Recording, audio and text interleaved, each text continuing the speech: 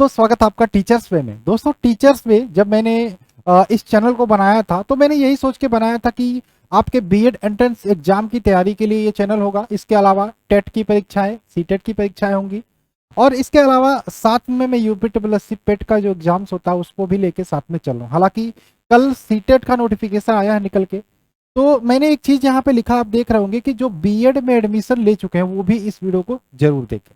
तो ये मैंने क्यों लिखा, क्या होता है सीटेट, सारी चीज़ों के बारे में जो हम बात करेंगे इस वीडियो में। आप सभी से निवेदन है, अगर जो आप सीटेट एग्जाम देने की सोच रहे हैं या फॉर्म को फिलअप करने की सोच रहे हैं, आखिर जानना चाहते हैं क्या होता है, तो मैं इसके बारे में पूरा एकदम अच्छे से आपको विस्तार से बताने वाला हूँ। कितने पेपर होते हैं, कैसे पेपर होते हैं, कौन कौन एलिजिबल होते हैं, क्या आपने बीएड में एडमिशन ले लिया है फर्स्ट ईयर में तो क्या आप सीटेट का एग्जाम दे सकते हो या नहीं, ये सारी चीज़ें बात करेंगे। कि अगर ये भी बात करेंगे कि एक बार अगर जो आपने सीटेट परीक्षा पास कर ली है तो कितने दिनों तक ये सर्टिफिकेट वैलिड रहेगा, इसके बारे में भी डिटेल में बात करेंगे। ठीक है, सीटेट की बात करें, सेंट्रल एलिजिबिलिटी टेस्ट। ठीक है, सेंट्रल टीचर एलिजिबिलिटी टेस्ट इसका पूरा नाम होता है, इसका फुल फॉर्म होता है। और अगर जो आप सीटेट का फॉर्म डालने की सोचे या फिर किसी भी टीचर से अगर जो आप ये सोच रहे हैं कि भाई टीचर में मुझे करियर बनाना है, मुझे पढ़ाना है, मुझे मास्टर बनना है, तो टीचर्स वे को आप सब्सक्राइब नहीं किए हो तो जितना जल्दी हो सके चैनल को सब्सक्राइब करके हमारा टेलीग्राम ग्रुप ज्वाइन कर लेना। और कोई भी डाउट अगर जो इस वीडियो के माध्यम से रह भी गया हो तो आप हमसे कमेंट करके बाद में पूछ सकते हैं। कल सीटेट का फॉर्म आ गया है, इसके बारे में आपने कई जगह पे वीडियोस देखा होगा। हालांकि वो चीज़ हम यहाँ पर भी बात करेंगे, क्या सिलेबस है क्या नहीं, लेकिन सबसे पहले आपके मन में ये उठ रहा होगा कि ये सीटेट का एग्जाम कौन दे सकते। देखो आपको पता है टीचर बनने के लिए जो योग्यता निर्धारित की गई है कि भाई आप टेट का एग्जाम पास करो, सीटेट का एग्जाम पास करो, उसके बाद सुपर टेट पास करो। लेकिन अगर जो मैं बात करूं टेट का एग्जाम आप जानते हो और सीटेट का एग्जाम की बात करो, कोई भी टेट हो यानी कि टेट होना चाहिए, टीचर एलिजिबिलिटी टेस्ट होना चाहिए। इसके जो भी एग्जाम्स होते हैं इन दोनों को ये क्वालिफाइंग नेचर का किया गया है भैया। ये नहीं होता कि भैया आपको रेलवे जैसे रेलवे का एग्जाम्स होता है उसमें बोल दिया कि 40% आपको क्वालिफाइंग मार्क्स लाने अनिवार्य हैं, लेकिन जब कट ऑफ बनता है वो 90% 85% पे चला जाता है। लेकिन इसमें ऐसा कुछ नहीं है, अगर जो कहा गया भाई 150 नंबर का पेपर होगा और आपको 90 नंबर लाना है क्वालिफाइंग करने के लिए, अगर जो आप 90 लाते हो, चाहे जितने बच्चे पास होते हैं 90 से ऊपर लाते हैं तो वो आप क्वालिफाई कर जाओगे। यानी कि टेट और सीटेट आपको सिर्फ क्वालिफाई करना है। अब आपके मन में एक चीज और आएगा कि कब इसको दे सकते हैं सीटेट जो अभी आया है। तो सीटेट देने के लिए योग्यता जो रखी गई है नॉमिनल, ये रखी गई है कि आपने टीचर ट्रेनिंग प्रोग्राम, यानी कि चाहे आपका बीएड हो चाहे आपका बीटीसी हो, चाहे डीएलएड हो चाहे बीएड हो, आपने एडमिशन ले लिया, परसुइंग हो, आपने एडमिशन ले लिया तो आप एलिजिबल हो जाते हो सीटेट एग्जाम देने के लिए। सर क्या मैं बीएड में अभी मैंने एडमिशन लिया तो क्या मैं सीटेट दे सकता हूँ? जी हाँ, आप एकदम सीटेट का एग्जाम दे सकते हो, इसके लिए एलिजिबल हो। सर क्या मैं बाद में भी दे सकता हूँ? आप बाद में भी दे सकते हो, अभी दे सकते हो। मैं तो कहूंगा कि आप अभी देके इसको ट्राई करो, इस बार नहीं होता तो अगली बार देके अगले साल देके निकाल लेना, क्योंकि पहले टेट हो या सीटेट हो साल में 2 बार आते थे, लेकिन अब साल में 1 बार आ रहा है। यानी कि अगर जो आप इस बार भी एडमिशन ले लियो तो हो सके तो सीटेट का एग्जाम देने की कोशिश करो, और इस बार नहीं निकलता तो अगली बार निकाल के क्लियर कर दो। क्योंकि अगर जो मान लो इस बार नहीं निकला, मान लो सीटेट मान लो नहीं निकल गया तो बहुत अच्छी बात है, आपको फिर सीटेट देने की जरूरत नहीं पड़ेगी, क्योंकि वैलिडिटी अभी इसकी लाइफ टाइम कर दी गई, यानी कि कोई दिक्कत नहीं। मान लो 7 साल भी वैलिडिटी जो पहले थी 7 साल भी रहती तो भी अगर जो सोचो 2 साल में आपका बीएड या बीटीसी कंप्लीट हो जाएगा तो उसके बाद 5 साल तक कम से कम आपको सीटेट देना नहीं पड़ता। आपको सिर्फ वैकेंसी का इंतजार रहता है, किसी प्रकार से वैकेंसी आप सुपर डेट दे के आगे चले जाओ। ठीक है, तो मेरी मानो आप अभी भी सीटेट का फॉर्म भर सकते हो, अगर जो आपने एडमिशन लिया तो भरने की कोशिश करो और ट्राई करो कि निकल जाए, नहीं निकलता तो अगली बार फिर से ट्राई करना। मैं इसलिए बार बार बोल रहा हूँ, मान लो किसी कारणवश हो सकता है आप जैसे ही बीएड कंप्लीट करते हो आपके टीचर की वैकेंसी आ गई, और वैकेंसी आ गई आपने सीटेट अभी तक क्वालिफाई नहीं किया तो आप सुपर टेट दे ही नहीं पाओगे।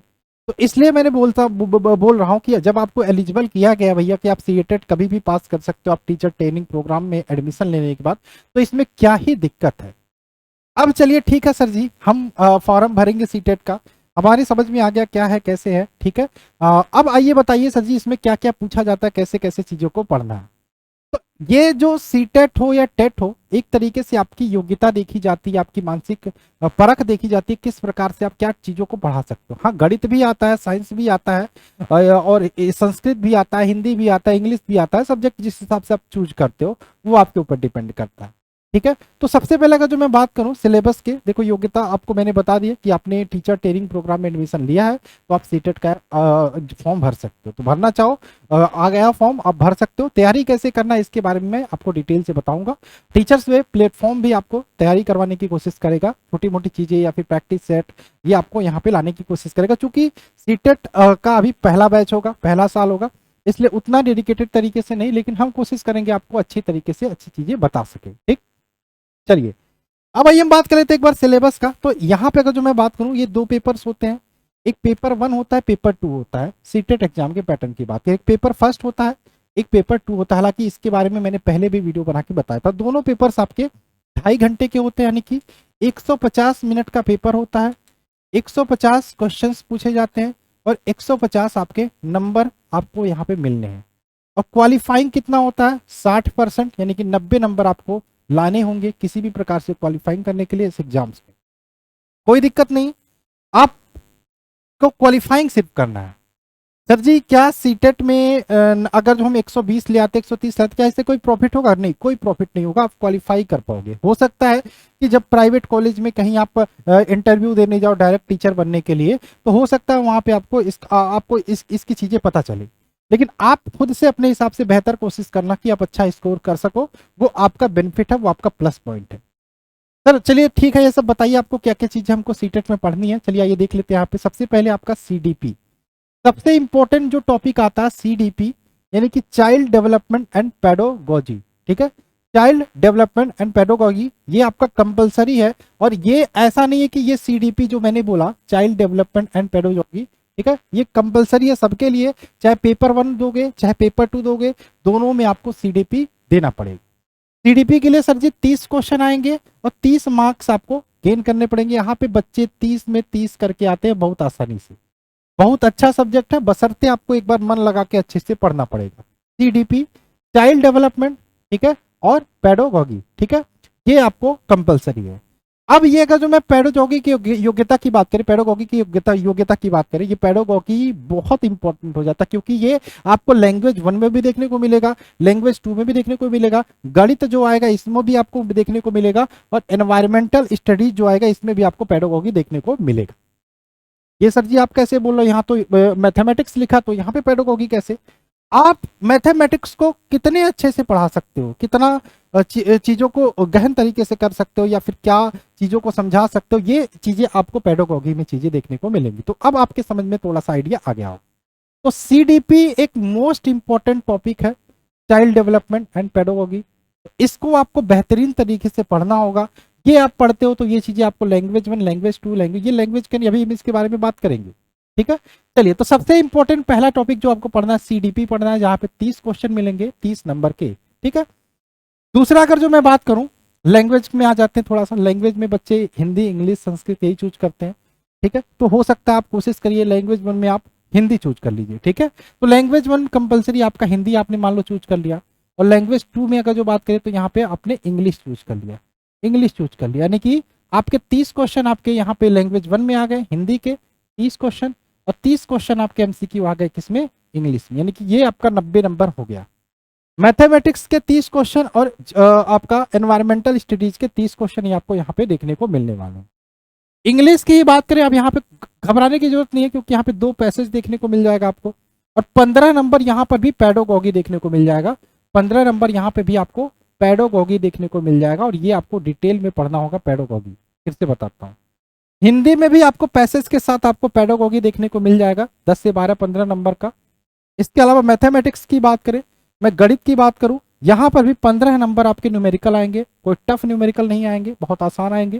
ठीक है, 15 नंबर न्यूमेरिकल आएंगे, और 15 नंबर यहाँ पर भी आपको 15 नंबर पेडोगॉगी देखने को मिल जाएगा। ठीक है, एनवायरमेंटल स्टडीज की बात करें, यहाँ पर भी 15 नंबर ईवीएस से आएगा, ईवीएस जिसे एनवायरमेंटल स्टडीज बोलते हैं, 15 नंबर ईवीएस, और कोशिश करिएगा ईवीएस जो पढ़ने की एनसीईआरटी। ठीक है, इसके अलावा 15 नंबर यहाँ पर भी पेडोगॉगी, किस प्रकार से आप ईवीएस को आप अच्छे से पढ़ा सकते हो, ये आपका ईवीएस पेडोगॉगी में आपको देखने को मिलेगा। यानी कि कुल मिला के आपको मैं बताऊं, यहाँ पे 5 सब्जेक्ट आपने देखा, 30-30 नंबर के, 150 नंबर का पेपर, 90 नंबर क्वालिफाइंग मार्क्स। सबसे इंपॉर्टेंट फैक्टर जो अदा करेगा वो चाइल्ड डेवलपमेंट एंड पेडोगॉगी। ठीक है, ये आपको सिलेक्शन दिलाएगा। हर चीज में आप देख रहे हो कहीं ना कहीं ये घुसेड़ दिया गया, ये डाल दिया गया। ये क्लियर है? इसके अलावा एक और पेपर होगा आपका पेपर 2 जिसको बोलेंगे। अब पेपर 1 पेपर 2 में अच्छी बात ये है कि आपको 3 चीजें कॉमन देखने को मिलेंगी। जैसे आप क्या सर जी, एक तो सीडीपी आपको पेपर 2 में देखने को मिलेगा, लैंग्वेज आपका पेपर 2 में भी देखने को मिलेगा, लैंग्वेज 2 आपको पेपर 2 में भी देखने को मिलेगा। यहाँ पे आप हिंदी इंग्लिश ले सकते हो, ठीक है, यहाँ पर भी हिंदी इंग्लिश देखने को ले सकते हो। तो ये भी आपका 2.5 घंटे का होगा, 30 क्वेश्चन 30 क्वेश्चन 30 क्वेश्चन। क्लियर है? चलिए, इसके अलावा एक और आ जाता है मैथमेटिक्स या साइंस। मैथमेटिक्स एंड साइंस, अगर जो आप मैथमेटिक्स के टीचर, ठीक है, मैथमेटिक्स एंड साइंस के टीचर बनना चाहते हो या करना चाहते हो, ठीक है, आपने मैथ एंड साइंस देना चाहते हो, तो आप यहाँ पे मैथमेटिक्स या साइंस ले सकते हो। या फिर आप सोशल स्टडीज या SST या SST कहते हैं जिसको, SST कह सकते हैं, ठीक है, ये आप दे सकते हो। यानी कि आपको ये तीन तो इसमें कॉमन है, ये तो फर्स्ट आपने पेपर 1 में भी दिया। लेकिन जो दूसरा आपको चूज करना है, या तो इसमें या तो ये चूज करना है या तो ये चूज करना है, इनमें से कोई एक चूज करना है, ठीक है। तो अगर जो आप मैथमेटिक्स एंड साइंस चूज करते हो तो यहाँ पे आपको 60 क्वेश्चन और 60 नंबर के मिलेंगे। आप ये चूज करते हो सोशल स्टडी SST, तो यहाँ पे 60 क्वेश्चन 60 नंबर के मिलेंगे, यानी कि 30 30 90 ये 60 ही, यानी कि 150। ये लेते हो SST तो 60 ये जोड़ करके 150 मिनट में 150 क्वेश्चन आपको सॉल्व करने पड़ेंगे। यहाँ पर भी आप मैथ लो या सोशल स्टडीज हो, यहाँ पर भी 20 से 25 नंबर आपको पेडागोगी देखने को मिल जाएंगे दोनों में, ठीक है। चाहे मैथ साइंस लो, इसमें भी पेडागोगी, किस हिसाब से आप साइंस को बच्चों को समझा सकते हो, पढ़ा सकते हो, चीज़ों को बच्चों तक पहुंचा सकते हो, ये सारी चीज़ें आपको देखने को मिल सकती है। तो ये पेपर 1 पेपर 2 का टोटल पैटर्न था। मैं सीटेट के बारे में इससे ज़्यादा अगर जो जानना है तो आप कमेंट करके पूछ सकते हो। टेलीग्राम ग्रुप जरूर ज्वाइन करना। सीटेट के बारे में प्रैक्टिस क्लासेस ही स्टार्ट की जाएंगी यहाँ पे। प्रैक्टिस क्लासेस के साथ साथ किस प्रकार से कहाँ से सीटेट पढ़े, कौन कौन सी चीज़ें कहाँ से पढ़ें, किताबें कौन कौन सी ले सकते हैं, ये सारी चीज़ें आपको यहाँ पे बताई जाएंगी। आई होप आपको ये वीडियो अच्छा लगा हो। कहीं पे कोई डाउट हो तो कमेंट करके पूछ सकते हो, ठीक है। एलिजिबिलिटी के बारे में भी मैंने बता दिया, वैलिडिटी क्या रहने वाली ये भी मैंने बता दिया। अब भी मैं चाहूँगा कि अगर जो आपने फॉर्म डाला, एडमिशन लिया है कहीं पे BEd या DLEd, तो आप सीटेट देने की कोशिश जरूर करना, क्योंकि एक बार में अगर जो मान लो नहीं होता तो आपको आपकी कमजोरियां पता चलेंगे। तो दूसरी बार में अगर जो आप सेकंड ईयर में आप जाके निकाल लेते हो तो बहुत बेहतर रहेगा, ठीक है, बहुत बेहतर रहेगा। और पहली बार भी निकाल लेते तो आपके लिए और एक तो टेंशन हट जाएगा आपके दिमाग से कि भाई सीटेट भी मुझे देना है, टेट भी मुझे, टेट तो देना पड़ेगा, सीटेट मुझे देना है। फिर धीरे से टेट आएगा, टेट डाल के निकाल लेना। फिर जैसे ही आप फाइनल करते हो, जो मान लो कहीं से भी मौका मिला, भाई सुपर टेट आया, वैकेंसी आया टीचर्स की, तो डाल के आप कोशिश करना, हो जाना। भीड़ भाड़ या फिर वेटिंग के चक्कर में मत रहना। बाकी मैंने बोला ना कि कुछ भी जानकारी चाहिए तो आप कमेंट करके पूछ सकते हो। चैनल को सब्सक्राइब जरूर कर लेना। चलिए मिलते हैं इस क्लास में, बाय बाय, जय हिंद जय भारत।